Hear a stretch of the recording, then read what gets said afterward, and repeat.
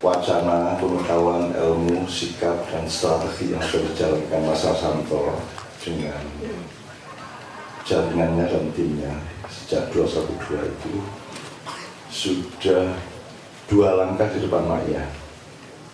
Seperti Mas Asanto bilang, ojo menengok beda lama, mungkin kiri lah, wis. Jadi Mas Asanto baru malam hari ini maknya itu nyindir dirinya sendiri seperti yang tadi sudah disusulkan beberapa jam, semacam anjuran kepada diri sendiri untuk memperjelas penghidupan masing-masing. Baru saya kasih. Jadi sing kira-kira menyambut gawe kayak wis mentok ki arep nyambut gawe apa. Nah gitu kan. Cuman itu tok tadi ya bilang. Memastikan penghidupan dan kuda-kuda ekonomi dirinya dan keluarganya. Bilang betul. Itu pun baru anjuran. Yo, angen-angen. Siji. Terus nanti bermimpi kalau yang sudah beres, yang sudah relatif sudah stabil, baru boleh berpikir lebih meningkat, yaitu mencoba menciptakan sambungan-sambungan satu sama lain di antara saudara-saudara sesama Maya, yaitu sinergi ekonomi kayak apa, kayak segala macam, yang bentuknya tidak kita pandu, bentuknya formulanya tidak kita suruh-suruh, dan harus ketemu secara alamiah sesuai dengan habitatnya masing-masing. Kalau itu sudah dilakukan oleh sejumlah teman, apa di bidang pertanian, di bidang kelautan, di bidang kreativitas apapun yang lainnya, baru nanti ada anjuran ketiga, yaitu kalau itu agak lebih ijtihadi, agak lebih inovatif, agak lebih kreatif, ya ditingkatkan. Kalau sinergi kan meluas, kalau ini meninggi. Itu berarti nanti akan ada aplikasi, misalnya Mas Munir mencoba memimpikan, ayo yuk tandang yuk sing luwih sregep, sing luwih bebarengan, yuk training bareng-bareng yuk, piye carane gawe usaha sing luwih apik ngene. Mas Asanto termasuk sama Mas Asanto ini. Tapi yang kedua dan ketiga kan angen-angen gitu. Wong sing nomor 1 jare Yesus kasih angen-angen.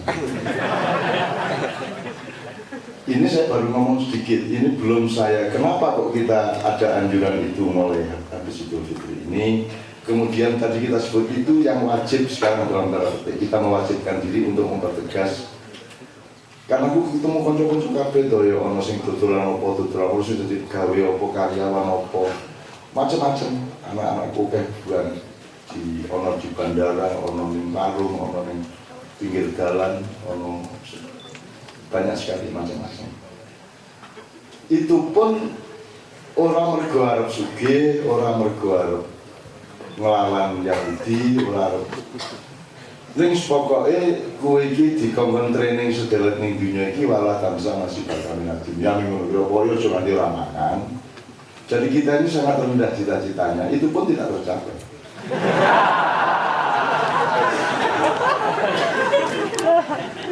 Jadi misalnya kalau saya agak masuk sedikit, Mas Wanan dengan segmentasi yang sudah distrategikan sedemikian rupa, aku ini bayangin ini antivirus.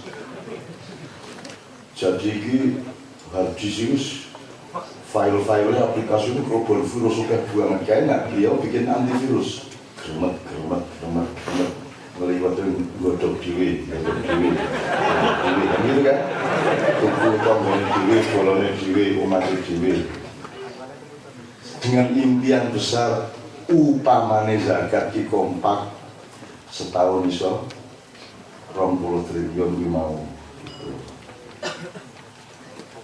Nah sekarang kan masalahnya kalau itu antivirus, sekarang kira-kira Mas Arsanto, kapasitas antivirus sampean dengan jaringan sampean itu dibanding virusnya itu prosentasenya berapa kali lipat? Upamane ya, upamane aku nggak contoh siji virus itu tidak hanya merusak file, virus itu bisa merubah program, bisa memasukkan sesuatu yang tidak pada tempatnya, bisa macam-macam untuk virus. Misalnya kok nganti aku lagi iso mulut koto awake dhewe nganti koyo ngono kuwi, kene digawan ngombe banyu sumur luwe enak ya to.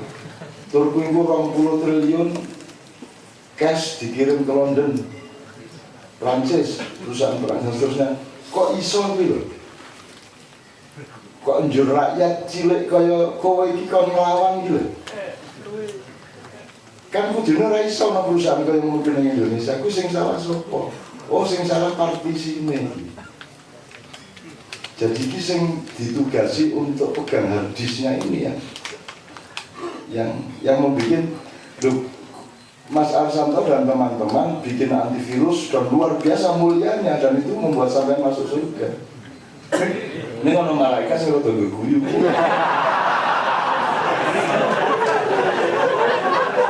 Alah ya ceng kartu ya apik ning yo. Walah, tekan ya.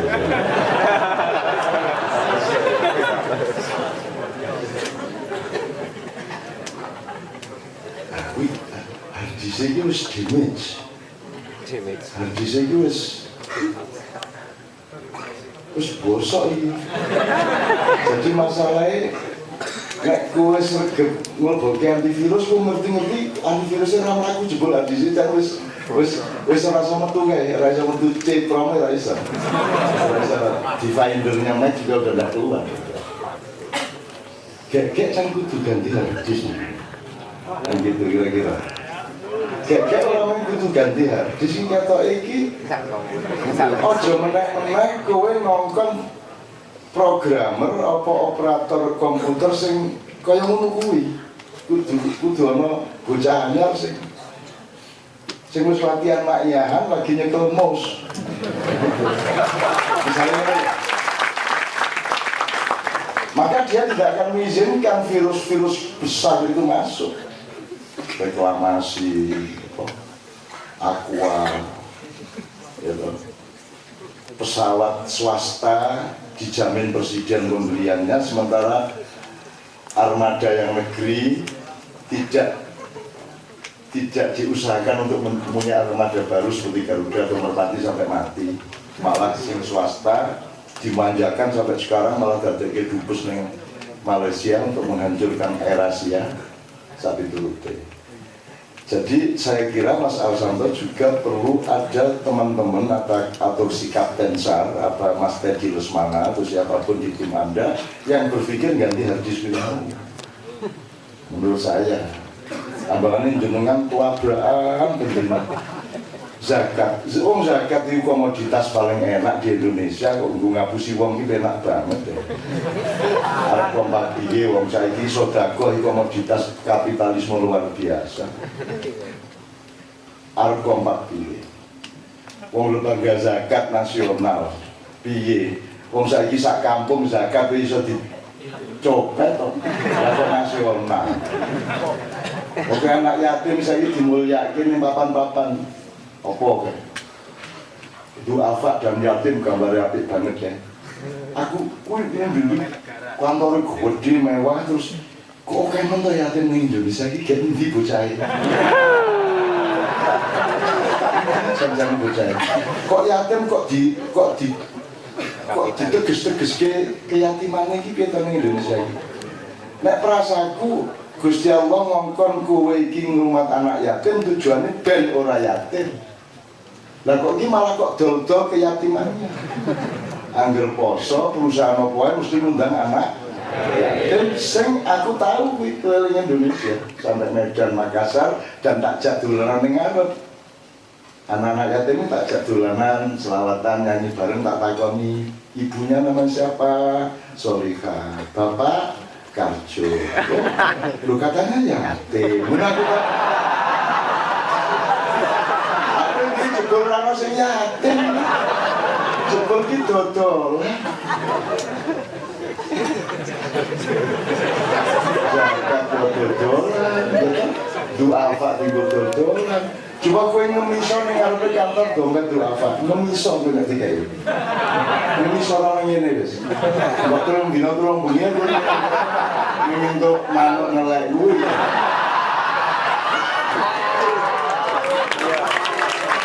Jadi satu badan zakat dipiro kowe banget deh. Ini kalau jaluk bantuan sapa kan dipiro iki. Kadang-kadang kan dipirone yang ngomong lah rasa kula kuwale mriki niki butuh ngoten niku malah jenengan njaluk pemerintah. Niki nggih alun kere.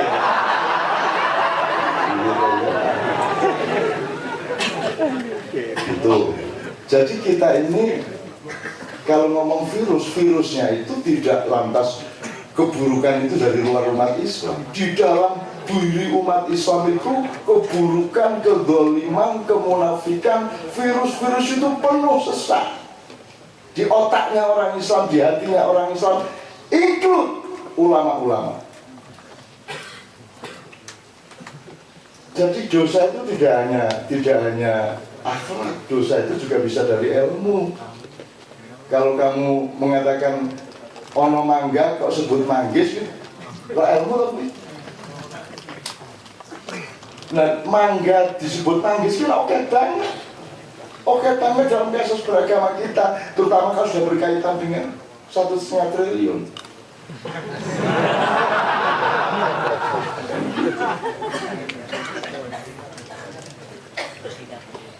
Wah, oke banget aku ngomong soal gue, tapi intinya adalah mari kita lihat virus-virus di dalam diri kita sendiri. Wong ngomong bela ulama, rumah sama ulama di sopo. Aku takkan ulama di sopo. Boleh saya menjadi mufasir nih malam hari ini. Allah Ta'ala.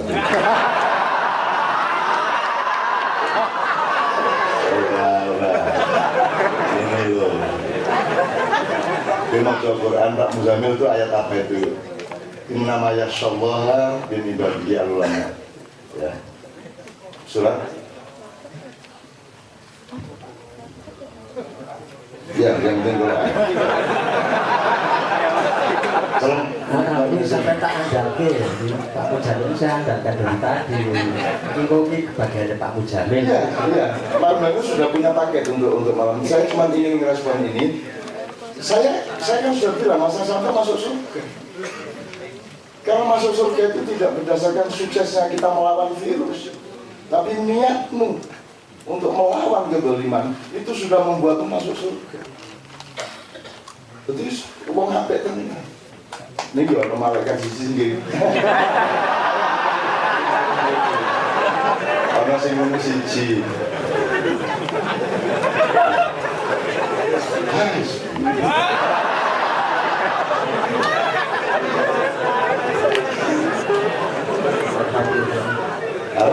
Fatir 28. Fatir 28. Fatir 28. Oke, gini Mas. Pak Muzamil sama Izin atau Mas Helmi, itu terjemahannya bagaimana di Quran yang di bahasa Indonesia kan?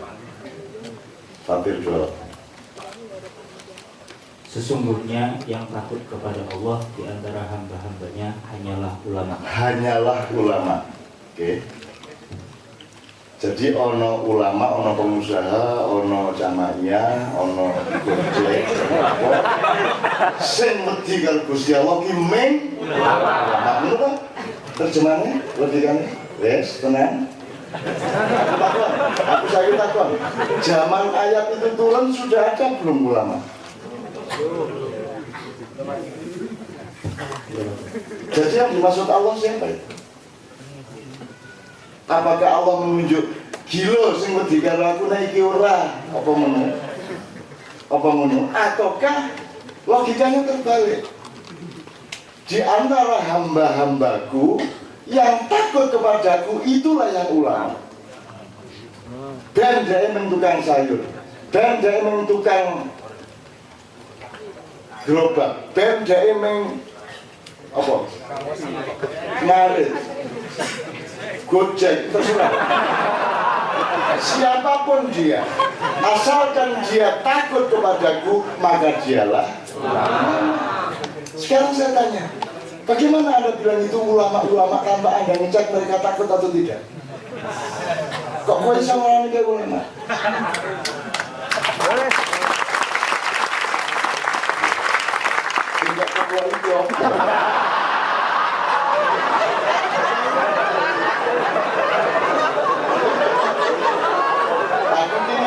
Aku kini menjajal mengolah bahan-bahan tafsir kan gitu. Jadi bukan sudah ada ulama dan profesi-profesi lain kalau bahasa sekarang terus sing wedi karo Gusti Allah kuwi ulama karena disebut hanyalah ulama.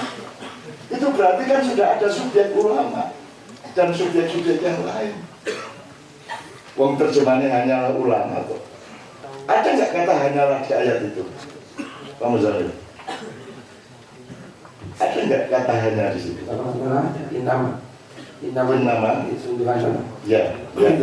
Oke, kalau Pak Muzamil sendiri sebagai Hafisul Masail, Mufassir, wa Al-Faqih, menurut Pak Muzamil bagaimana itu? Kalau saya mengartikan lebih tinggi 1 tingkat. Kayak itu.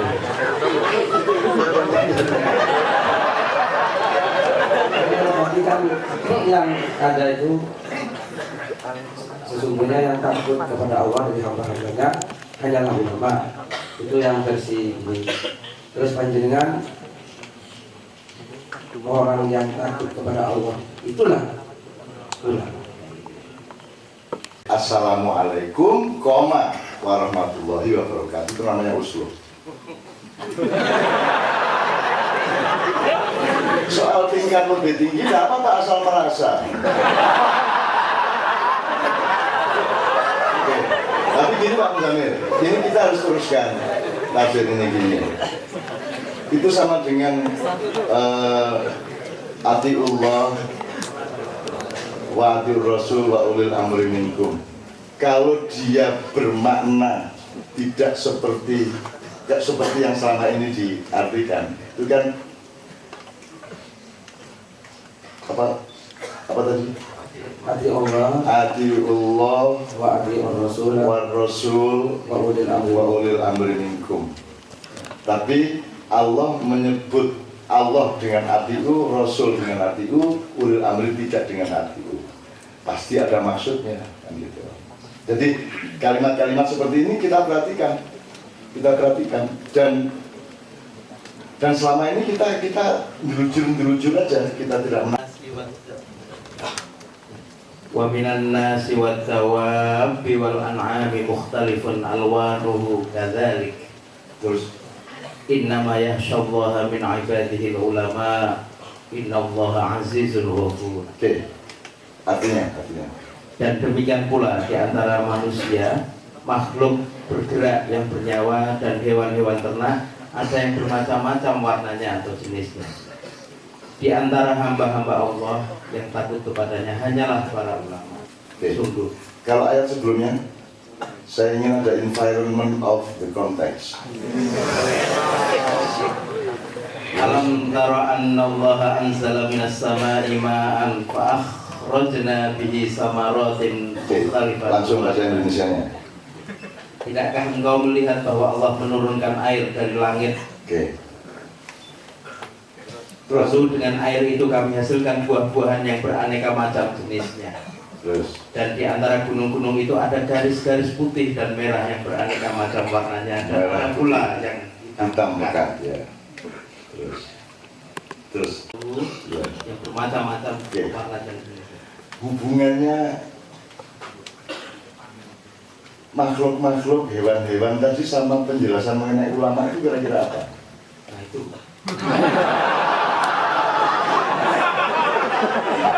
Oke, saya lanjutkan. Kan wakadhalika, ya betul. Alwanhu kadzalik. Ya. Oke. Mukhtalifun alwanhu kadzalik. Oke. Kan ada begitu juga, betul enggak? Berarti dia anak kalimat, betul enggak? Wah, ini bocah-bocah ini gantung-gantung. Begitu juga mereka itu ya wis nyambut gawe kabeh kan gitu. Kan anak kalimat koma. Jadi demikian juga makhluk-makhluk itu gini itu berarti kita harus baca sejak sebelumnya, yaitu Allah menurunkan hujan dari langit. Jadi on langit udan apa meneh cukup langit. Dari air itu kami hasilkan Buah-buahan bermacam-macam. Gunung-gunung, garis-garis putih dan merah, pelangi, gunung pelangi. bermacam-macam. Jadi Allah mengurut evolusi 6 itu. Dari evolusi pertama 2, terus 3, wakadhalika 3, ya, dabah, hewan, ya. Baru dia masuk ke 4 menuju 5, 6 dengan rumus sesungguhnya yang takut kepadaku hanyalah ulama. Betul? Nek pas aku kalimat itu udah kalau letteran iya, tetapi kan kalau hanyalah ulama berarti sudah ada ulama. 1, nomor 2, ada komparasi antara ulama dengan yang bukan ulama. Pengusaha, intelektual, aktivis, penyanyi,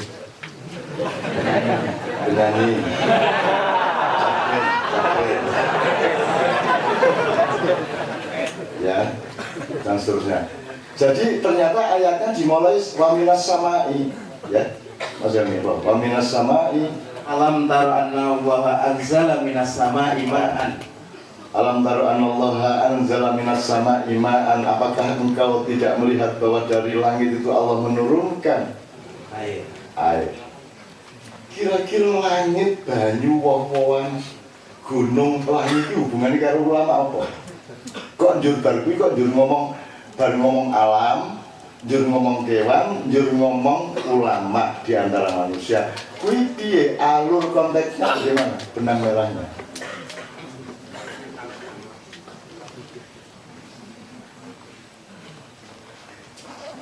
Ini pertanyaan yang sangat mudah dijawab, tapi tak tambah pertanyaan berikutnya.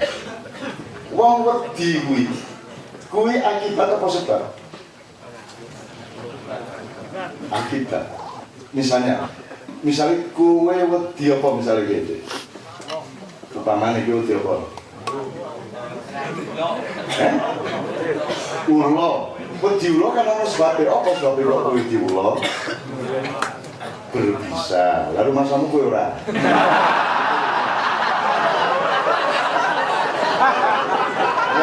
Wong kue kan yo melu bersama kita bisa.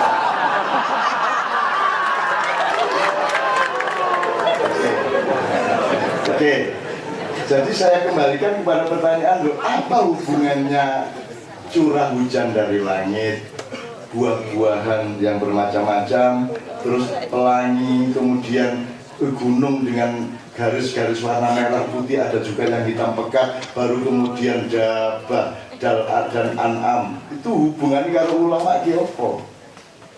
Carilah di dialektika sebab dan akibat.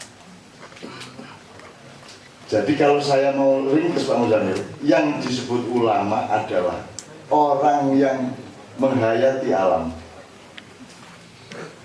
yang mempelajari kok iso ya hutan mudun, kok iso ya kayak gunung kayak ono garis-garisnya abang-abang kayak putih-putih. Wah, ampuh sih gawe.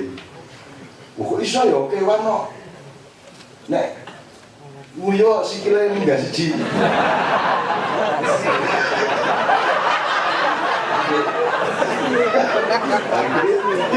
Di jenis apa loh gue gitu kan?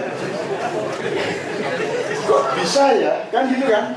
Kok bisa ya gini ya? Ya Allah kok bisa ya? Jadi dia harus ahli apa? Untuk takut berarti dia membutuhkan pengetahuan, penelitian sampai mungkin tingkat keahlian atau ekspertasi mengenai misalnya apa? Nah, alam semesta ilmu apa itu nih? Biologi, botani. Semakin dia ahli hal-hal mengenai biologi, semakin dia takjub kepada Allah, maka hasilnya adalah dia takut kepada Allah. Betul nggak? Nah, di situ saja ulamanya udah lengkap tadi, hujan turun dari langit. Itu aja nanti bisa kita pelajari. Janjani sekolah langit kosong gitu kita pelajari. Allah juga bukan sedang memberi pelajaran mengenai hujan. Allah itu simbolik aja, pokoknya sekolah langit, sekolah luhur, tak cukup hujan menurut kan gitu, tidak berarti terus malaikat gue bukan malaikat nunggu ya. Jadi orang yang mempelajari pelangi, orang yang mempelajari ya semua ilmu alam, berarti fisika, kimia, biologi, terus apa yang menghasilkan animasi warna itu sebenarnya dipelajari, ya. Kemudian hewan yang bermacam-macam, ular itu bermacam, gitu. Kan akhirnya kita ya Allah, Rabbana ma khalaqta hadza batila, ya Allah tidak sia-sia Engkau menciptakan semua ini. Aku wedi tenang karo Gusti Allah, aku wedi tenang, wis ora wani tenang. Jadi ulama itu takut kepada Allah karena dia mempelajari sesuatu. Maka disebut al-alim, zamannya al-ulama. Alim an-mada, mempelajari apa? Dia pintar apa? Kalau melihat ayat ini, pintar biologi, fisika, botani, kimia, apa meneh? Semua. Jadi majelis ulama itu anggotanya adalah 1 sarjana biologi, 2 sarjana fisika, kan gitu kan? 3 sarjana dokter hewan, kan gitu. Disebut hewan-hewan tadi. Ahli buah-buahan, ahli nutrisi, betul nggak? Mestinya majelis ulama itu terdiri dari para pakar-pakar semua ilmu alam dan kehidupan manusia. Pakar sosial, pakar kemanusiaan, pakar kebudayaan, pakar peradaban, bahkan pakar estetika dan kesenian, dan pakar ilmu-ilmu alam tadi. Jadi majelis ulama itu jumlahnya banyak dan terdiri dari banyak pakar, termasuk pakar tentang penggusuran. Gitu. Nah sekarang Pak Muzamil, majelis ulama itu anggotanya ahli apa? Ahli fikih. Ahli fikih. Oke. Kalau kita ibaratkan dunia ini kebun, bahkan surga adalah juga kebun, artinya al-jannah juga kebun. Saya tanya, fikih itu bagian apa dari kebun?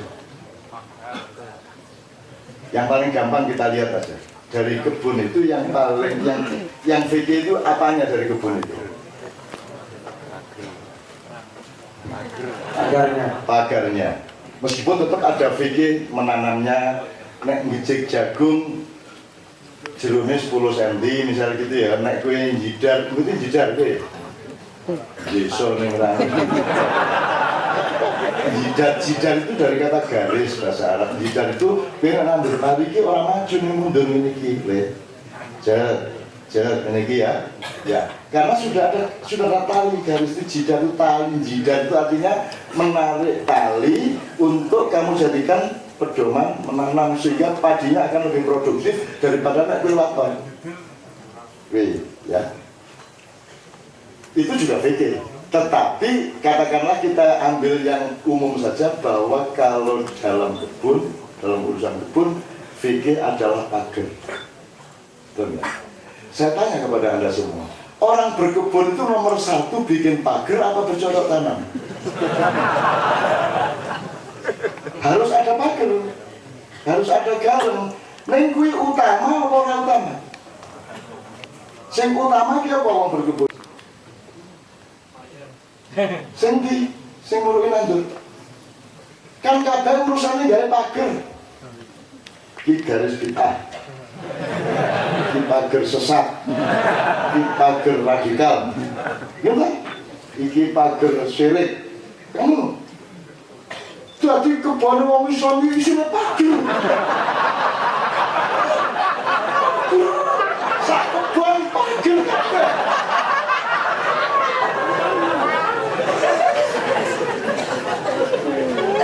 Nah, datanglah pasukan antivirus.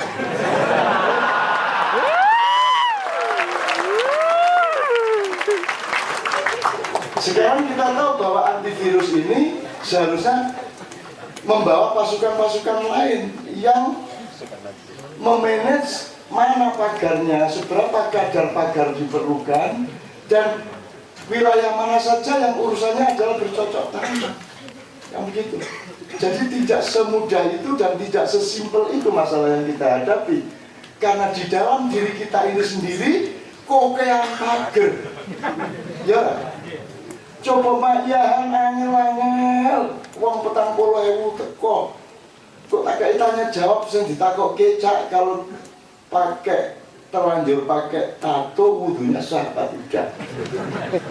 Coba mungkin ora iso mikir dhewe iki. Ini takon nang aku.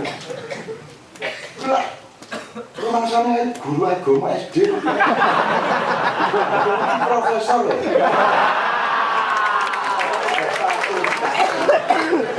Akhirnya tak workshop. Aku takon nek kowe wudu, nek kowe ngarani kowe rasa berarti sing kok wudu iki kulitmu apa-apane. Jadi pertanyaan pertama, yang diwudui, yang dibersih itu kulit apa lainnya? Jasmaninya atau rohaninya, meskipun jalannya adalah jasmani, tetapi hakikatnya yang kamu bersih itu jasmani atau rohani?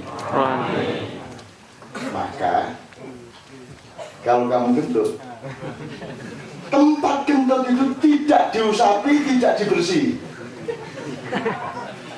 Betul? Yang dibersih wajahnya, tangannya, betul? Mana tangannya berpikir material, ngopo aku kok sih? Masa kentut cilik apa? Cara Islam saiki kan ngono kuwi. Betul enggak? Cara berpikirnya linear, materialistik begitu itu. Loh, yang dibersih itu martabatmu dan kesucianmu, kekototmu di depan Allah. Prosedur teknisnya adalah mengusap wajah, tapi bukan wajahmu yang diusapi. Ambok kowe ngerusi apa ya apa, bar saka salon resik kae. Nek kowe njur kecirit. Jangan tetap sing kotor raimu to jane. Tetep kudu gak usapi. Mergo nek kowe kecirit sing isin silitmu kok. Sing isin.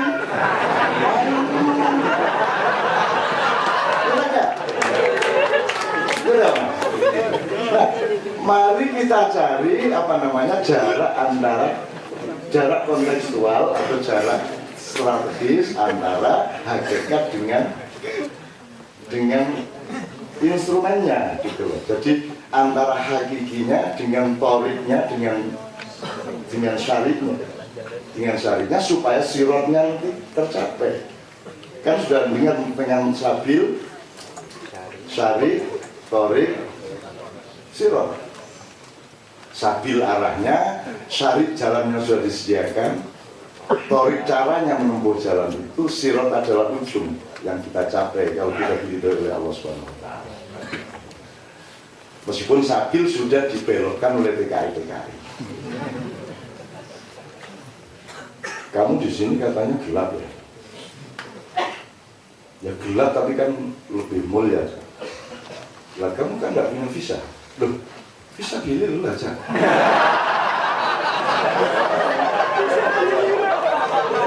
Visa 50.000 orang Indonesia di Korea ini bisa dibela apa?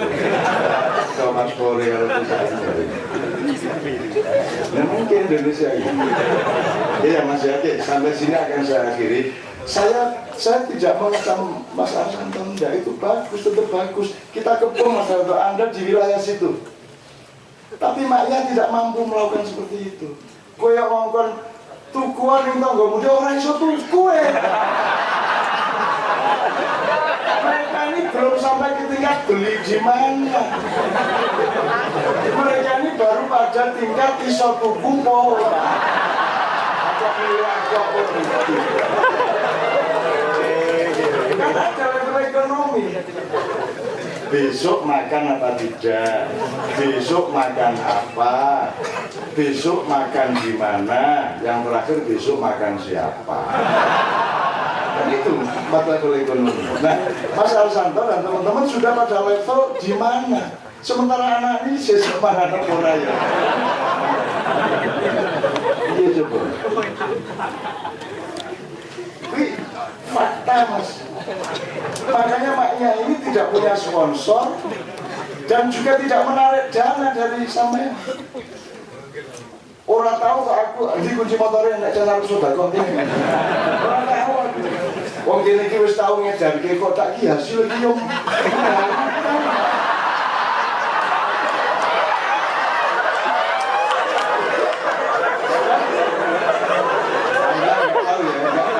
Bisa melihat yang Anda juga, Anda kan hanya melihat yang ketok-ketok. Aku bisa dulu sama ketok. Jadi ini sama sini lagu sholawat terus kodak jedar pun malaikat mudun kabur. Terus wah iki ngomong juara sedekah, wah kabeh mudun. Terus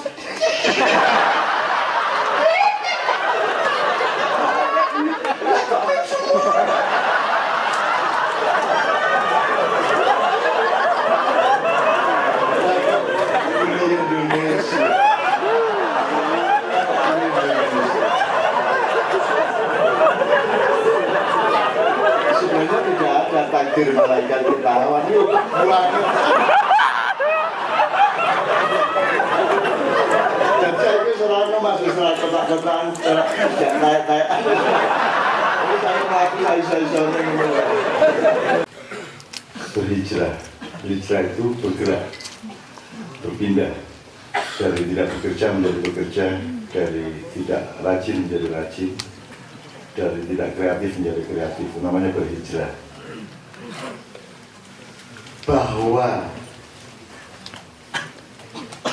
kerajinan Anda, kerja keras Anda itu berakibat Anda menjadi kaya, sama sekali tidak ada masalah, bahkan bersyukur. Meskipun setelah itu kekayaan disikapi dengan akhlak yang berikutnya. Artinya kaya tidak boleh menjadi tujuan. Sebenarnya kalau Anda belajar manajemen,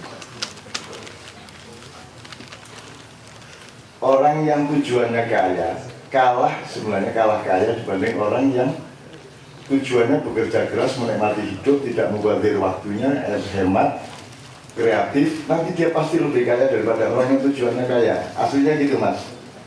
Gitu. Ya? Nah, iya, memang gitu. Artinya kaya tidak jadi tujuan. Kalau tujuannya kaya berarti tujuan Anda materialisme, berarti tujuan Anda materi, berarti Anda menyembah berhala.